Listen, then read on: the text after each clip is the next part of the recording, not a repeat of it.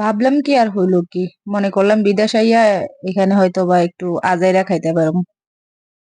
বাংলাদেশ থেকে তাড়াতাড়ি চলে এলাম। মনে করলাম বিদেশ আইয়া বইয়া বইয়া খামো, মা এনে দিই বাংলাদেশের থেকে বেশি কাম করার লাগে।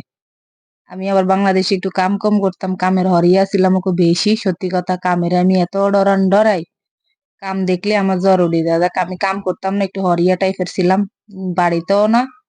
তো এখন ইয়ানে আই, সব নিজের কাম নিজে করি, খাল লাগে, পেলেট বাড়ি দোর লাগে, রান্ধর লাগে, ঘর ঝাড়ু দেন লাগে, বাড়ি ওলা আমগো দায়িত্ব দিয়ে দিছে, রান্ধো বাড়ো খাও, নিজের জিনিস নিজে গুছাই রাখো, এই অবস্থা। তো এদিকে আমি কি করুন, সকালে অফিসে টিফিন নেওয়ানোর লেগে ভাত রাখতেছি, যেহেতু ভাত খাওয়ার পরে ভাত গুলা ছিল, এগুলা নষ্ট করে তো লাভ নেই, তরকারিও আছে। আমি হচ্ছে এখন এগুলো বক্সে করে রাইখা ফ্রিজে রাইখা দিমু। সকালবেলা হচ্ছে একটু মাইক্রোওভেনে গরম করে দেন হচ্ছে অফিসে নিয়ে যাব। আগে থেকে রেডি করতেছি। মাইয়া মানুষে কিলে জন্ম নিলাম, কাম আর কাম দিয়ে এনে যাই হিয়ানে কাম, কাম ছাড়া বাত নাই। জামাইয়ের বেদ গেল কাম, বাপের বাড়িতেও কাম, যে এনে যাবেন হেনেই কাম। তো এদিক দিয়ে হয়েছে যে বারান্দা ঝাড়ু দেওয়ার ডেট আমার আজকে, তো বারান্দা ঝাড়ু দিতেছি।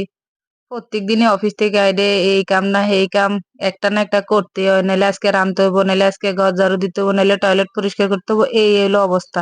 তো যাই হোক, এদিক দিয়ে আমি সোফা টোফা সবকিছু গুছাইতেছি। তো আনাগুলোকে একটু শেয়ার করলাম। তো আপনারা সবাই আমার ভিডিওটা লাইক করবেন, কমেন্ট করবেন, শেয়ার করবেন। আর যারা যারা আমার ফেসটা ফলো দেন না, অবশ্যই অবশ্যই ফলো দিবেন। তো সবাই ভালো থাকবেন, আল্লাহ হাফেজ।